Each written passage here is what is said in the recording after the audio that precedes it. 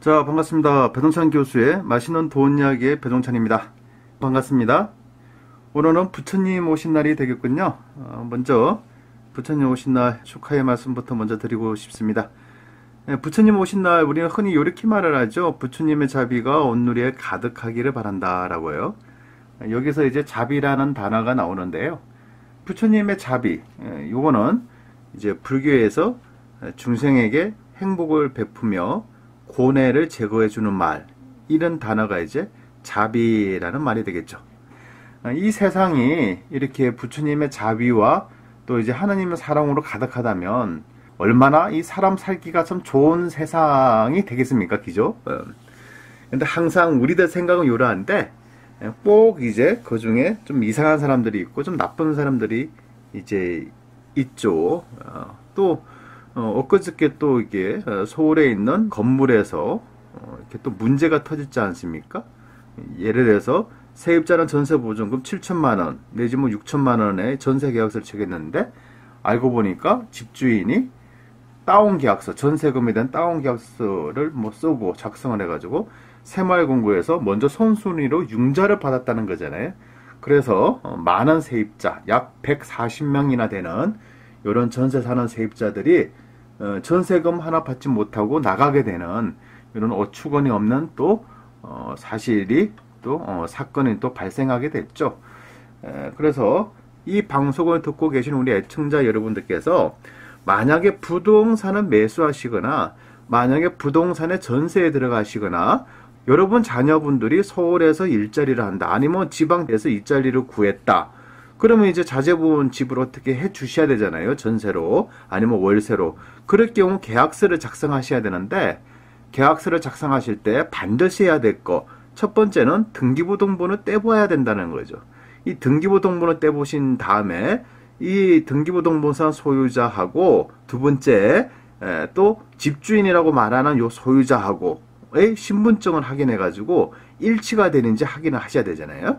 요거는 꼭 두 가지만큼은 여러분들이 반드시 좀 지켜주세요. 그죠? 요거를 이제 등한시하게 될 경우에는 이렇게 문제가 생기고, 문제가 생기면 뭐 어떻게 뭐 해결이 되겠지가 아니라 이 부동산에 관련된 이 부도가 난 집, 망한 집에 대해서는 세입자로 살고 계시다면 어떻게 할 방법이 없어요. 이거는 방법이. 그래서 특히 이렇게 남의 집에 들어가시고자 하신다면 전세 보증금을 지키셔야 되잖아요. 아니면 월세 보증금을 지키셔야 되잖아요. 그런 부분이 있기 때문에 반드시 등기부등본을 떼보는 거는 여러분이 필수 중에 필수다라고 이렇게 말씀을 한번 해드리고 싶어요. 그래서 요 서울에 있는 R하우스 관련해서도 많은 세입자들이 물론 이제 직거래를 하게 되면 위험하다는 걸 알고가 있으니까 공인중개사를 통해서 이제 집주인과 전세 계약서를 체결을 했는데 이 등기부등본을 떼보니까 이제 선순위로 이제 근저당권 설정이 돼 있다는 거예요. 그래서 이게 설정되어 있는 집은 어떤 세입자가 됐든 뭐 들어가면 위험하다라는 걸 알고 계시잖아요. 그래서 좀 쭈삣쭈삣하니까 그때 이제 부동산에서 내놓는 게 신탁 회사까지 들어가 있는 신탁 회사까지 있는 집주인이 따로 있고 또 신탁 회사가 신탁 등기까지 한 거다. 그런데 요 신탁 회사에서도 만약에 이 세입자 전세 보증금은 이 근저당권 설정보다 앞서서 보장받게 해주겠다라는 그런 이제 특약 사항을 하나 넣어줬다는 거죠.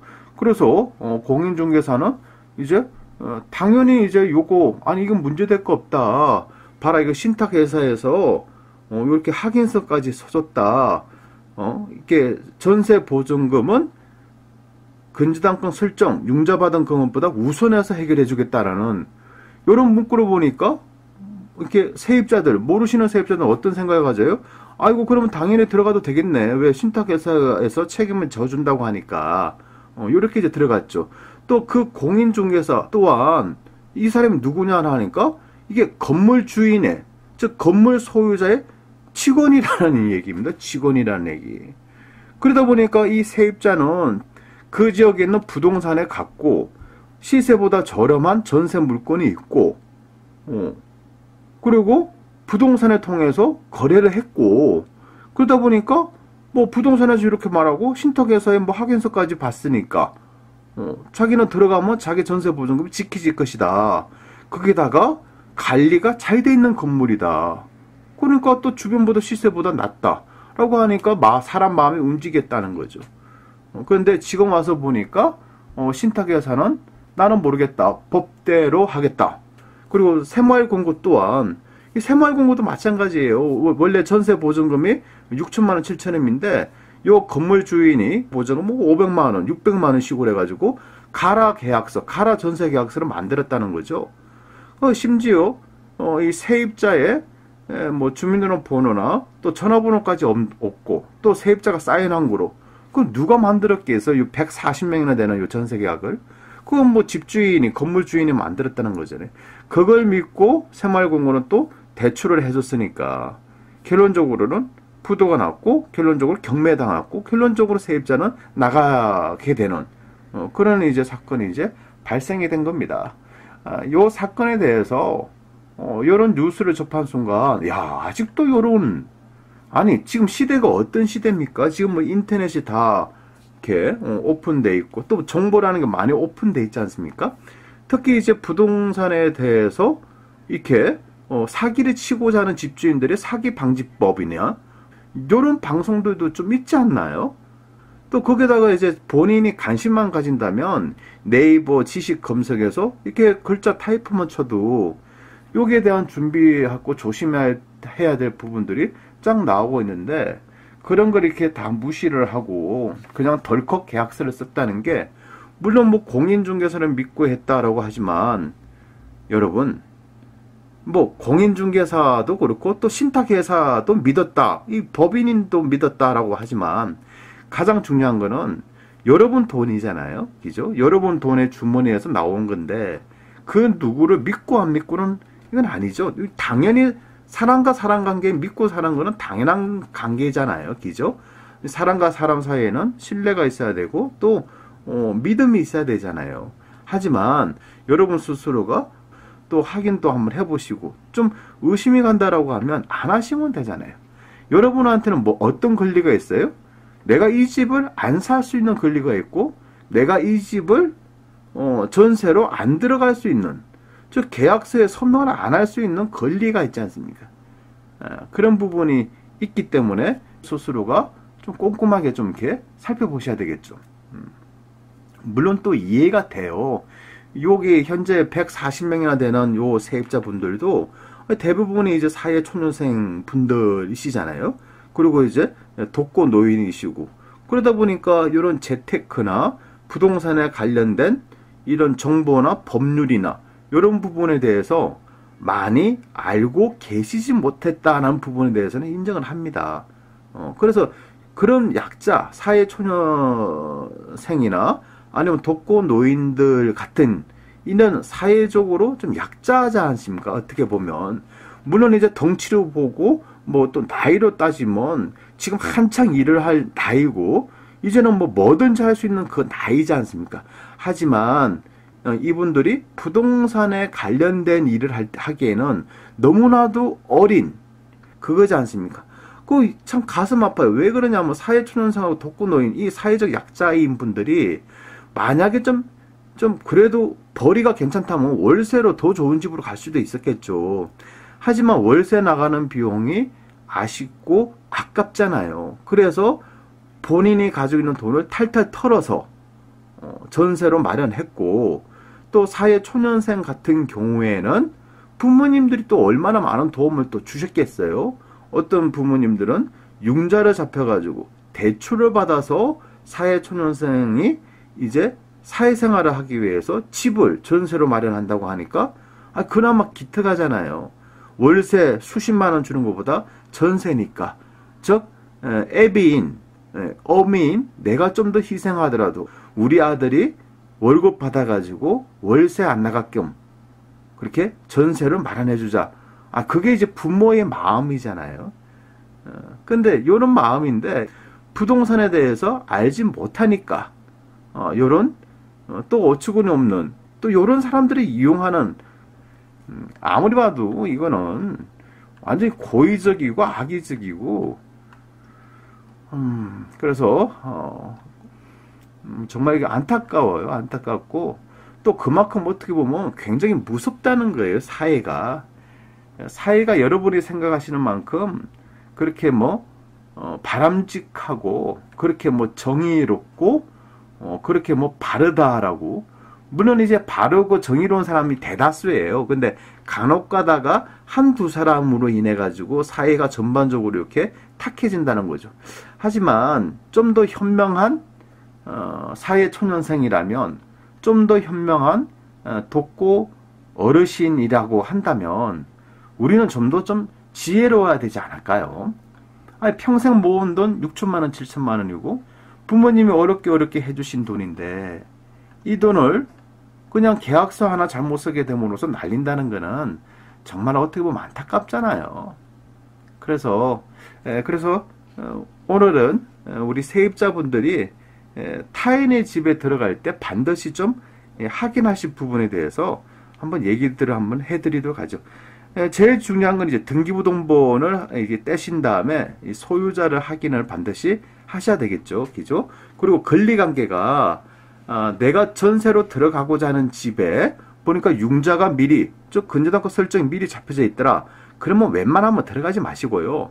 또 내가 들어가고자 하는 그 부동산에 신탁 등기가 돼 있더라. 신탁회사 어디 이런 식으로 나오면 좀 복잡해요. 아니, 집주인이면 집주인이지 이 집주인이 또 신탁 등기를 했다라고 하면 누군가에게 내 권리는, 실제적인 집주인은 또 신탁이 있을 수도 있잖아요. 그러니까 신탁이라는 단어가 뜨면 일단은 이 집은 불안한 집이다라고 그냥 가정을 해버리세요. 그게 가장 현명한 방법일 겁니다. 아니, 신탁 등기가 안 돼 있는 집들이 얼마나 많습니까? 전국적으로. 그죠?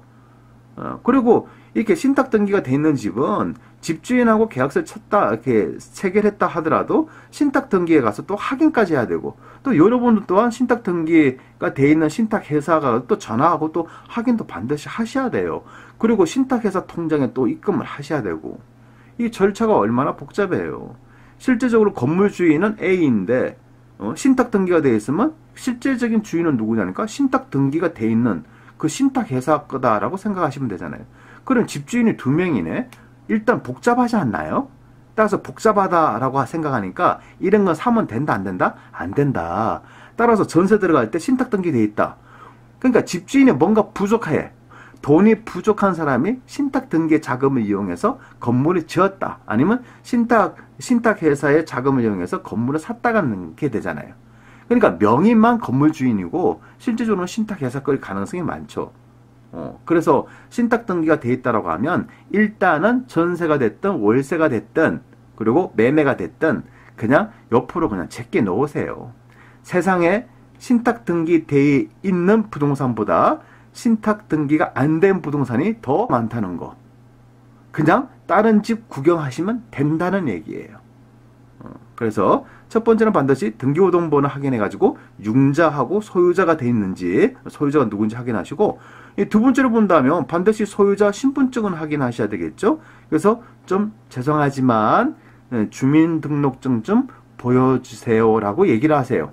그런데 제가 방금 죄송하지만이라고 이렇게 표현한 거는 좀 진짜 마음속에서 죄송해서 보여달라는 얘기는 아니에요.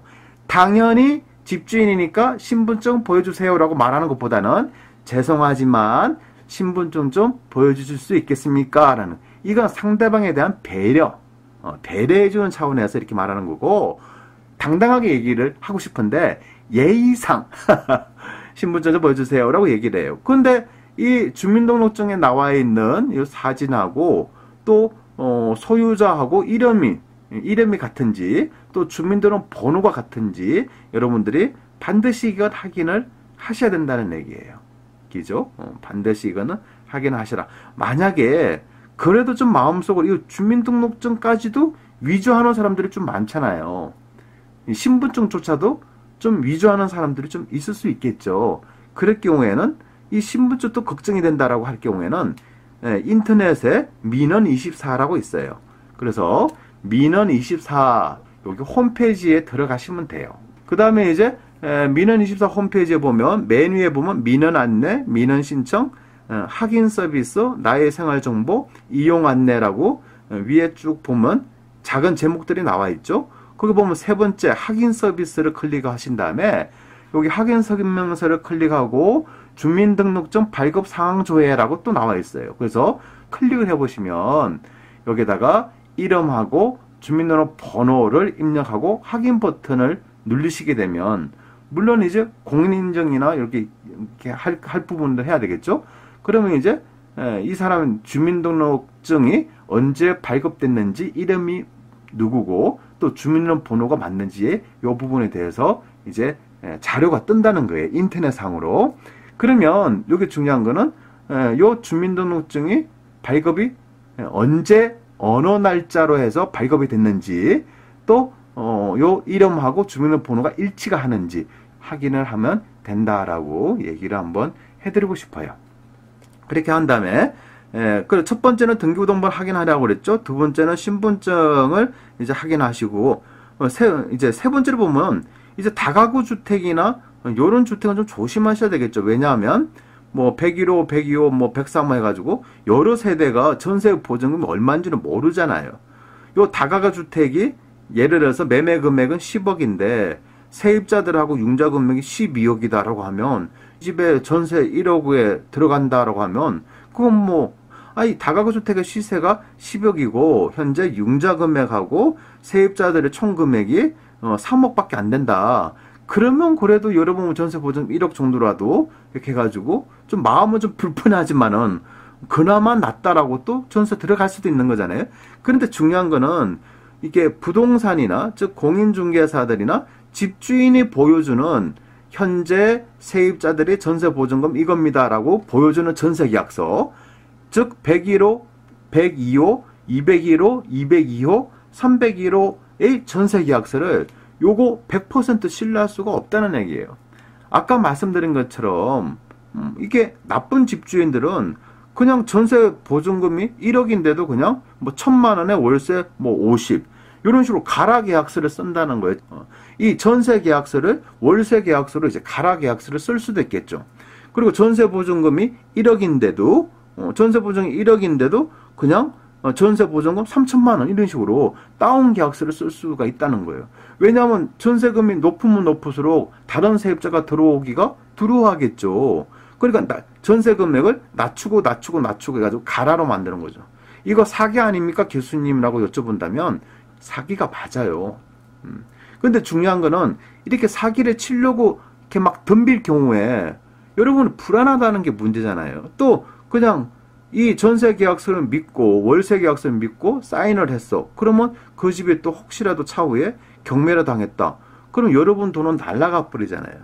그래서 제가 말씀드리고 싶은 거는 집주인하고 공인중개사가 보여주는 그 해당되는 다가구 주택의 전세 계약서나 월세 계약서가 있다면 그거를 사진 찍어도 되냐고 여쭤보고 아니면 또 요거 혹시라도 모르니까 여기 세입자에게 전화를 해가지고 전세 건물 한번 확인해 보고 싶습니다 라고 해서 임의적으로 세입자가 이름하고 주민등록번호도 있을 거고 그 옆에 휴대폰 번호가 있지 않겠습니까? 그 휴대폰 번호에 전화를 해가지고 전세금이 요 금액이 맞는지 또 월세가 얼마인지 확인을 하셔야 된다는 얘기예요. 근데 더 중요한 거는요.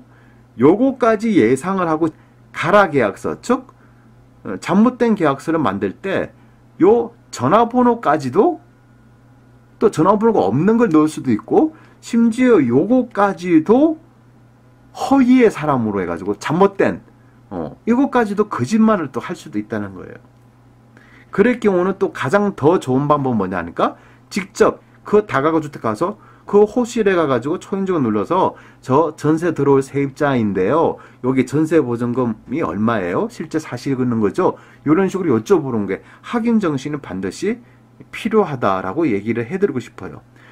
저희 뭐 누나하고 매형도 마찬가지예요. 뭐 이렇게 한 10m짜리 건물을 샀는데 알고 보니까 이 부동산하고 이 상가 주인이 이 허위의 이제 전세 계약, 월세 계약을 만든 거예요, 그냥. 월세도 총 합쳐가지고 한 3, 400 들어오는데, 한 월세금이 600, 700 들어온다고 허위로 그냥 맞춘 거예요. 그 다음에 이걸 팔아먹고 부동산도 도망가 버리고, 매도인도 도망가 버리고, 요거 때문에 뭐 재산적 손실도 엄청났지만은 또 정신적인 그 충격은 이를 또 말할 수도 없겠죠. 요거로 인해 가지고 한 5억대에서 한 6억 정도가 까먹었으니까 엄청나게 까먹었어요. 그래서 이런 부분이 있기 때문에 부동산이나 또 집주인이 직접 보여주는 것, 특히 이제 또 부동산이 끼면 그나마 다행이에요. 어느 정도 공인중개사들도 뭐 어렵고 힘들게 그 공인중개사 시험 합격하신 거잖아요. 근데 이렇게 다운 계약서나 아주 허위 계약서 쓰면 자격증 박탈당해 버리잖아요. 그럼 또 부동산 공부해야 돼? 그래서 대부분의 공인중개사들은 여기서 안 해요. 다 아까 말씀하신 것처럼 요거는 그 건물 주인의 직원이다. 이런 케이스들 빼고는 대부분의 공인중개사들은 바르게 하려고 하죠. 꼭 사자가 붙은 그런 사람이 아니라면. 하지만 그렇다 하더라도 우리는 100% 확신이 없기 때문에 뭘 해야 된다?